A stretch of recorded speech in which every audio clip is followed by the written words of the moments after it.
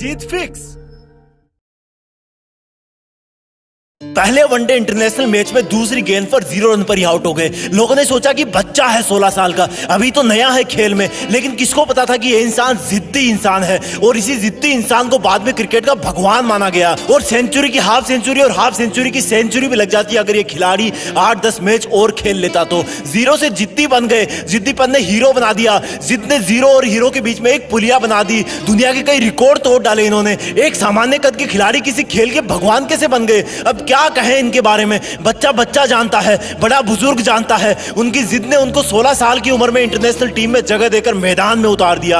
एक क्वेश्चन पूछूंगा मैं आज, तुम अपनी लाइफ में कितना बड़ा पाना चाहते हो? अब वो चाहे सफलता हो, पैसे हो या फिर नाम हो, सोच के बताओ। अल्बर्ट आइंस्टीन जितना बड़ा, जिनका नाम अभी तक किताबों में चलता आ रहा है, और जब तक इस पृथ्वी पर जीवन रहेगा और जब तक विज्ञान है ना, तब तक अल्बर्ट आइंस्टीन की छाप कोई विज्ञान की किताब से नहीं हटा सकता। अरे पृथ्वी भी रहे या ना रहे, लेकिन उनके साइंस के फॉर्मूले तो हमेशा ही सच रहेंगे। ऐसा कैसे हुआ? स्कूल में मंदबुद्धि कहा जाने वाला विद्यार्थी इतना बड़ा इंसान कैसे हो सकता है? क्योंकि उनमें जिद थी कि मैं अपने हिसाब से पढ़ूंगा, अपने हिसाब से खोजूंगा। जिद थी कि बस करता रहूंगा। बनना चाहते हो इतना बड़ा? वापस आते हैं अपने कंट्री में। ज्यादा पुरानी बात नहीं है, रतन टाटा जी ने एक कार लॉन्च की इंडिया में, नहीं चली, घाटा होने लगा। जब ज्यादा घाटा होने का अंदेशा हुआ तो अपना कार व्यापार बेचने चले गए किसी और कंपनी के पास ताकि और लॉस ना हो। वहां मीटिंग करी, मीटिंग में जवाब मिला कि जब आपको कार व्यवसाय के बारे में जानकारी नहीं है तो क्यों करते हो कार व्यापार? डील वहीं पर छोड़ दी। वापस आते टाइम रास्ते में सोचते रहे कि बहुत हो गई बेइज्जती, अब मैं दिखाता हूं कि टाटा क्या चीज है। मेहनत करी,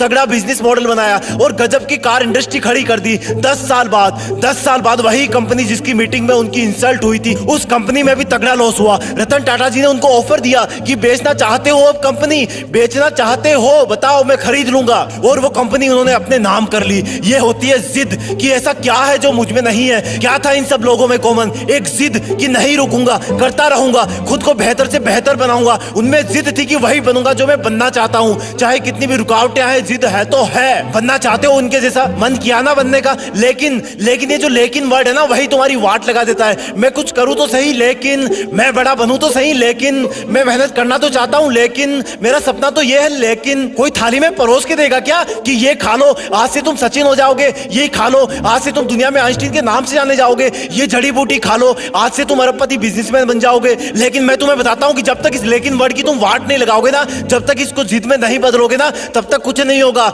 लेकिन पहले ये बताओ कि क्या खास था इन लोगों में? सोचो, क्या उन्होंने अवतार लिया था? क्या वो प्रकट हुए थे? क्या खास था इन लोगों में जब वो दुनिया में आए थे? वही हाथ पैर, वही आंखें, नाक कान मुंह पेट गला सब कुछ वही ना। उनके शरीर में भी इंसान का ही खून था ना, वही मिट्टी का शरीर था ना। क्या ये सोने चांदी के बने थे? क्या ऊपर वाले ने इनके कान में कोई गुप्त मंत्र फूके भेजा था कि जाओ तुम सचिन बनोगे, जाओ तुम रतन टाटा बनोगे, जाओ तुम आइंस्टीन बनोगे? चलो एक और एग्जांपल देता हूं। जब तुम्हें एक दिन के लिए कोई रूम में अकेले बंद कर दे तब तुम क्या करोगे? जब तुम्हें एक हफ्ते के लिए रूम में बंद कर दे तब तुम क्या करोगे? और टाइम पीरियड बढ़ाऊं, जब तुम्हें एक महीने के लिए रूम में अलग थलग बंद कर दे तब तुम क्या करोगे? नहीं, अभी भी नहीं हुआ। अगर तुम्हें 1 साल के लिए किसी काल कोठरी में बंद कर दिया जाए तब तुम क्या करोगे? जान निकल जाएगी ना। अब मैं तुम्हें एकदम से कहूं कि नहीं यार, तुम्हें तो 27 साल तक जेल में रहना है, तो तुम तो जीने की उम्मीद ही छोड़ दोगे ना, क्योंकि बाहर आओगे तब तक शरीर कमजोर पड़ जाएगा, आंखें धुंधली हो जाएगी, तुम्हारे कई बुजुर्ग रिश्तेदार परलोक सिधार जाएंगे, शायद तुम्हारी पर्सनल लाइफ भी तहस नहस हो जाएगी। लेकिन क्या कोई सोच सकता है कि एक इंसान को 27 साल जेल में रहना पड़ेगा,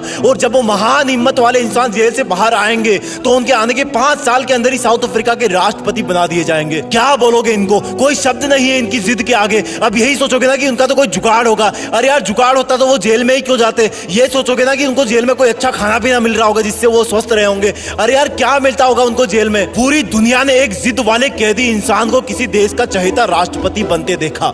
भारत से भी भारत रत्न अवार्ड जीत करके ले गए वो, करोड़ों दिल जीत के ले गए वो।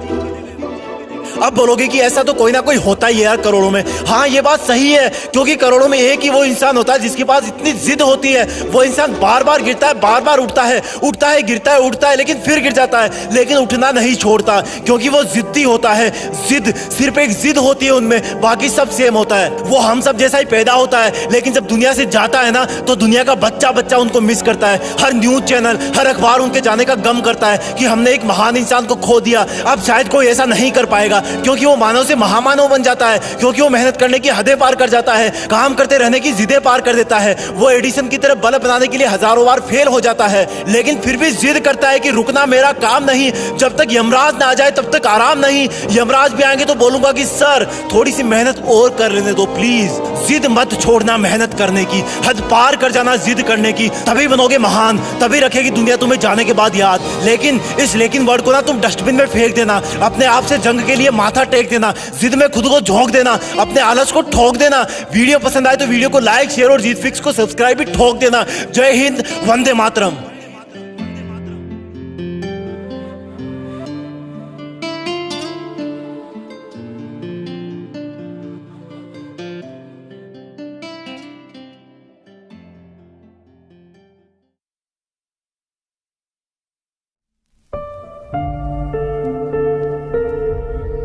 जीत फिक्स।